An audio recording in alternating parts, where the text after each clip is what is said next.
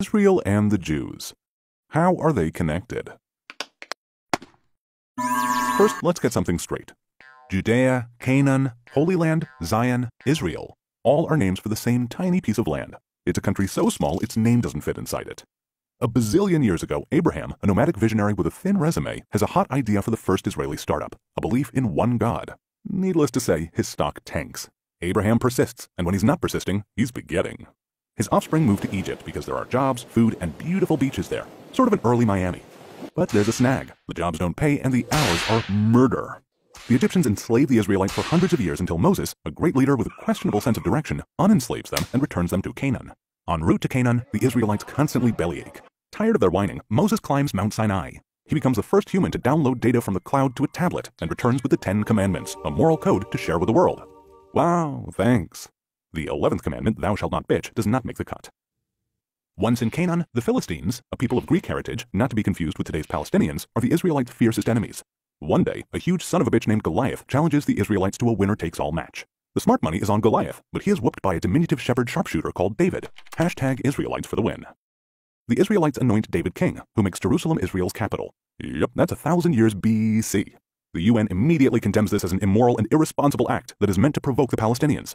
Not really. There was no UN, and 3,000 years would go by before the Palestinians would try to usurp this land.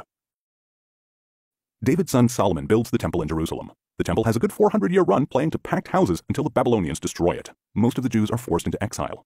After 50 years in exile, the Jews are liberated by the Persians and are allowed to return home. They build a new temple atop the ruins of the first. Then Alexander the Great, a great Greek king and, you guessed it, another invader, destroys Persia and takes over Judea. The Jews and Alexander's heirs get along great until another Greek king, Antiochus the not-so-great, says, "Enough with the one-God thing. All hail Zeus and friends." The Jews revolt and clobber the Greeks. Antiochus amasses a huge army and threatens the Jews. The Jews send a reply, "Fight me. We did not take any foreign territory. We merely recovered our ancestral lands." The Jews prevail and rededicate the temple. But how long can a good thing last in this neighborhood? A century later, Rome is at the gates and Judea becomes its vassal state. A Jewish baby named Jesus is born in Bethlehem. Jesus has new ideas, but he's accused of sedition. The Roman prefect sentences him to death. The new Jewish sect grows and becomes Christianity, which gives the world the gifts of bacon, eternal salvation, and a whole new set of books. The Jews tire of the Roman rule and finally say, "Enough already." They revolt against Rome. The Romans demolish the Jewish rebels and for good measure, and for absolutely no good reason, also pillage and demolish the Second Temple. 60 years later, the Jews ask for a rematch and beat the crap out of the Romans. The Romans send in the big guns, who ironically have no guns, and beat the crap out of the Jews again. The Romans take 2 out of 3. Hashtag not winning. This time, the Roman emperor decides to be a real pain in the butt. He scatters many of the Jews throughout the Roman Empire, and in the first of very many deliberate falsifications of history, he changes the area's name to, wait for it, Syria Palestina, after the Greek Philistines who became extinct 800 years earlier. So Palestine was not a people. It's a made-up name the Roman emperor maliciously attached to Judea, Israel, the land of the Jews. We'll get back to that later. Answer this. The Jews are occupying Palestine. True or false? Or bullshit? It's bullshit. The Jews are the aboriginal people of Judea. Like Greeks in Greece, Native Americans in America, Chinese in China, Jews can't occupy Judea. The quiz is over, and so is Rome. Karma sucks. With much of the Jewish population scattered, Muhammad, a charismatic leader, appears in what is now Saudi Arabia and unites diverse nomadic Arab tribes under the banner of Islam. After Muhammad's death, his followers conquer the land of Israel and build the Al-Aqsa Mosque atop the ruins of the first and second Jewish temples, Judaism's holiest site. Next up, the Dark Ages. Not a good time to be Jewish. The Middle Ages. Still very dark. Jews take the rap for the Romans' killing of Jesus and are subjected to random killing sprees, mob riots, expulsions, and monstrous persecution. Christian crusaders spend years trying to conquer Jerusalem from the Muslims. As soon as they succeed, they promptly begin to slaughter the Muslims and the Jews. Next, this total Kurd Saladin takes Jerusalem from the Crusaders. Oh wait, write this down. Saladin is not an Arab. He's a Kurd, born in today's eastern Turkey. Palestine is still just a misnamed geographical area. If some peddler of an alternate reality tells you that there was an independent Palestinian state or kingdom or whatever, you can politely ask him, what borders did it have? Who ruled it? From when to when did it exist? The squirming to try to explain it will be illuminating. Food for thought. If Palestine were some ancient Arab country, they probably would have had a different name for it. Just as there are Arabic sounds with no equivalent sounds in English, in the Arabic alphabet, not a single Arabic word has the P sound in it. Google it. Knock knock. Who's there? It's the Ottoman Turks. Their turn to conquer the Holy Land. They rule corruptly and peacefully for 400 years. So what happened to the Jews? Despite all attempts to eliminate, exterminate, exile, and forcibly convert the Jews, they consistently and continuously maintained a presence in the land of Israel. Jews from almost every country under the sun, in ghettos in Poland, under the Inquisition in Spain, and in concentration camps across Europe, focus their prayers on Israel, the only place where they have been able to do what every nation does, construct their own society according to their own ideals. Ready for a question? Okay. Jerusalem is just as sacred to the Muslims as it is to the Jews. True or false? 5 Pinocchios. Jerusalem is mentioned over 800 times in the Bible and 0 times in the Quran. 0 as in zip, nada, nil, not even once. Feel free to fact check. From its first days under King David, Jerusalem has served as the capital of only one nation, the Jewish nation. The 1880s see increased immigration of Jews returning to their ancestral homeland. The malaria-ridden swamps are drained and agricultural communities thrive in the once barren hills. The 19th century, revolutions and reforms are in the air. Nations crave freedom. The Jews around the world feel it's time. A journalist named Herzl founds a Zionist movement for the return of Jews to their homeland. As more Jews come to the Holy Land, the resulting economic boom attracts Arabs from as far away as Algeria and Syria. A quick quiz. The Jews are not a nation. True or false? The Jews are the only nation on earth that inhabits the same land, bears the same name, speaks the same language, and worships the same God that it did 3,000 years ago. You can argue with a taxi driver in Tel Aviv about which route to take using the same language that Moses used to lead the Israelites out of Egypt. World War I is over. The winners hold a conference in San Remo, Italy, called, for the lack of a more original name, the San Remo Conference, to redraw the map of the Middle East. They create new borders and new countries. An area approximating present-day Israel plus Jordan is given to England. Their assignment and sworn task is to establish thereon a national home for the Jewish people. There's no mention in the document of granting land to any non-Jewish entity. The plan is to give the Jews back the land taken from them by an endless string of empires. The plan is ratified unanimously by the League of Nations, today's United Nations. The Brits waste no time in screwing the Jews. They welch on their promise and give more than 3/4 of the territory to Abdullah, a Saudi prince, for another brand new Arab state called Transjordan. Maybe they mistook Abdullah for a Jew. As to the rest, guess what? Of all of the new borders and new countries created since World War I, the only area that is referred to as occupied by some and disputed by others is that tiny piece of land allocated to the Jewish people. All other decisions are considered binding by most of the world. To prove their claim to the entire land of Israel, the Arabs launched terrorist attacks against the Jews. By this time, everyone living in the area called Palestine is called a Palestinian. This includes all the Jews, Arabs, Muslims, Druze, Christians, and a camel named Benny. In Europe, the satanic Nazis are dedicated to exterminating all the Jews. Jews everywhere fight on the side of the Allies. The Central Arab leader, the Grand Mufti of Jerusalem, meets with Hitler, and he's not there to talk about buying a summer home in Bavaria. 6 million civilian Jews, including 1.5 million Jewish children, are exterminated before the Nazis are defeated. But we digress. The land of Israel does not belong to the Jews as compensation for their suffering. It is theirs by indisputable aboriginal rights derived from their indigenous birth and uninterrupted presence for over 3,000 years. The Holocaust is over, but Arab attacks against the Jews of Palestine continue. Now, an actor who has disappeared 2,000 years ago comes for an encore, the armed and proud Jew. The Jews in their ancestral land of Israel establish armed organizations to defend themselves against Arab terrorists. When the British government closes the ports of Palestine and locks the Jews of Europe together with their exterminators, Jewish militias fight to expel the despicable Brits from the land of Israel. I say. After endless, fruitless peace talks to try to get the Arabs to accept any Jewish homeland in Israel, the British have had enough. They peace out and dump the problem on the newly created UN. The UN decides to divide the remaining small territory into the first Jewish state in nearly 2,000 years, a 22nd Arab state, and a third significant area that includes Jerusalem that would be internationally controlled. By 2021, the world is blessed with 56 Islamic countries, over 100 Christian majority countries, and one tiny Jewish state. So that you understand, the entire territory allocated to the Jews is about the size of Connecticut. Today's Israel is slightly larger than New Hampshire. Egypt is 36 times as large as Israel, and the United States is 350 times as large. The Jews accept the UN proposal. Remember the phases? That's your land. Okay. No, actually, that's the only part you get to keep. Okay. No, as a matter of fact, this is the only part you get. Oy vey. The Arabs reject even this plan, vowing to push the Jews into the sea. Having a massive numerical advantage, 5 Arab states, each with a standing army and a total population of over 30 million people, attack the newborn state of 600,000 Jews. It's David versus 5 Goliaths. 1,000,000 to 1 shot comes in. David wins again. Israel repels the attacks and declares its independence. 711,000 Arabs flee from Israel. 156,000 Arabs choose to stay and are brutally given Israeli citizenship and civil rights. 850,000 Jews are driven out of the surrounding Arab countries. Jordan annexes the West Bank, including the holy sites in Jerusalem. They sack, loot, pillage, and desecrate every synagogue and Jewish cemetery in its territory. Egypt claims Gaza. Despite total Arab control of the West Bank and Gaza from 1948 to 1967, the Arab world does not establish a Palestinian state there.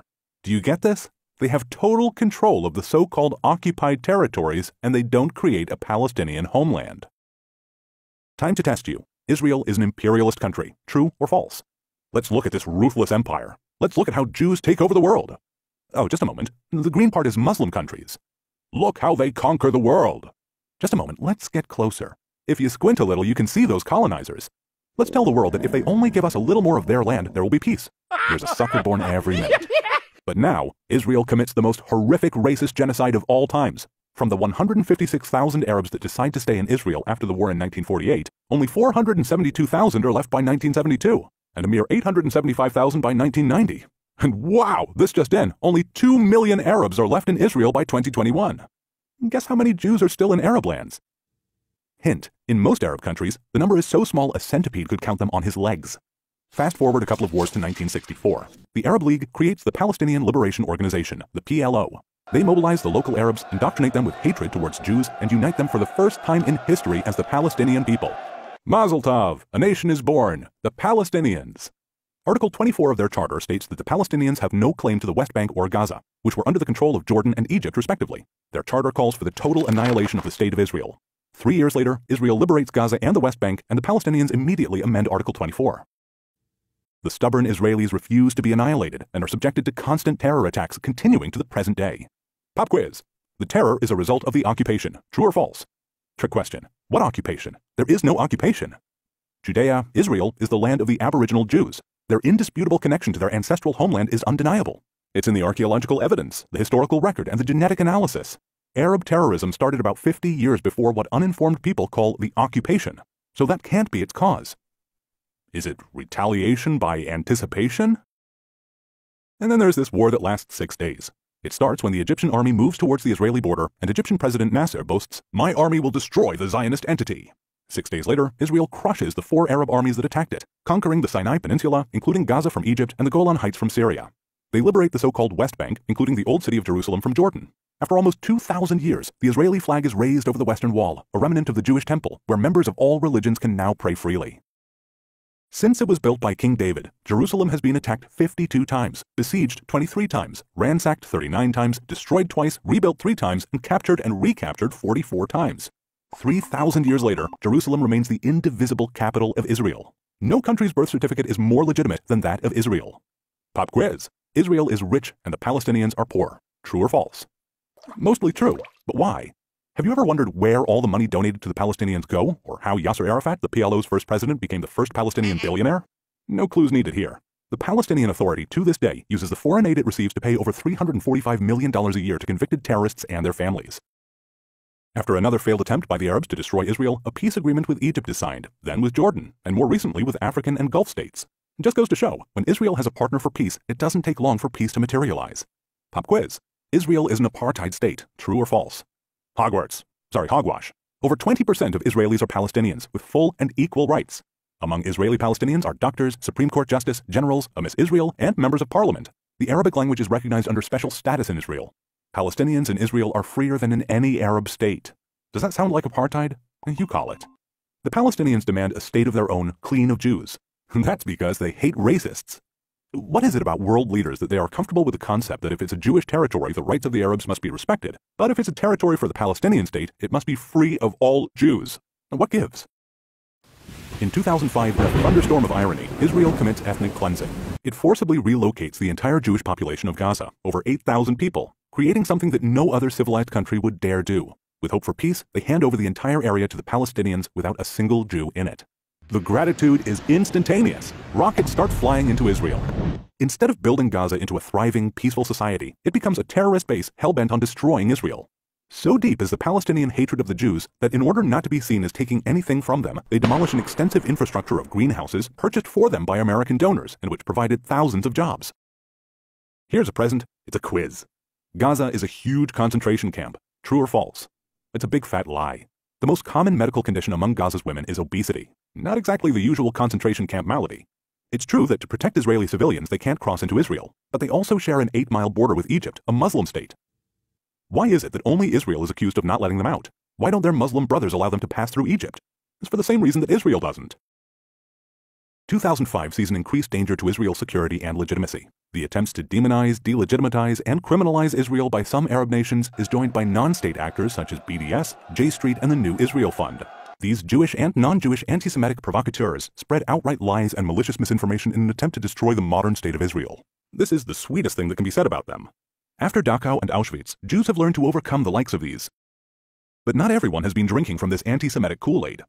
Many world leaders have loudly and consistently spoke out in support of Israel. Israel must exist and has the right to exist. Israel is the child of hope and home of the brave. You're just going to have to get used to the fact that Jews defend themselves. And another damn quiz. The UN is always condemning Israel. True or false?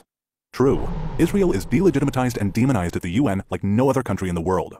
If Algeria introduced a resolution declaring that the earth was flat and that Israel had flattened it, it would pass by a vote of 164 to 13 with 26 abstentions.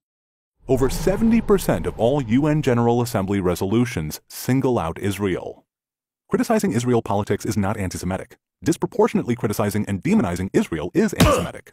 When Israel expels 12 Palestinian agitators, the UN goes ballistic with condemnations. Kuwait and Saudi Arabia expel 1 million Palestinians after the Gulf War, and it's not even put on the UN agenda.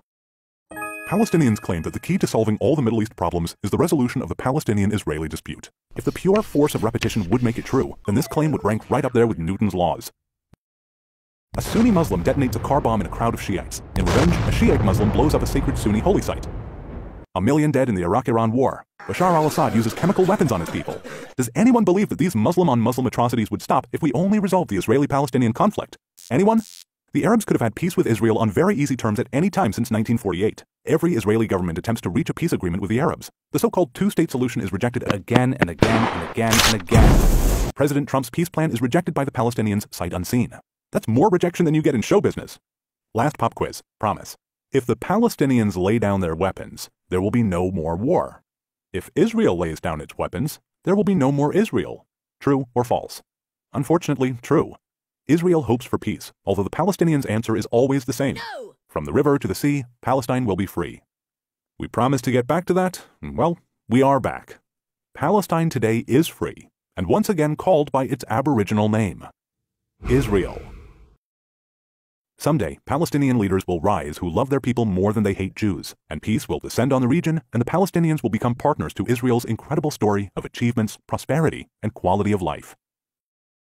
For a transcript of this video, complete with the sources for all the information provided here, please go to therealhistoryofisrael.com.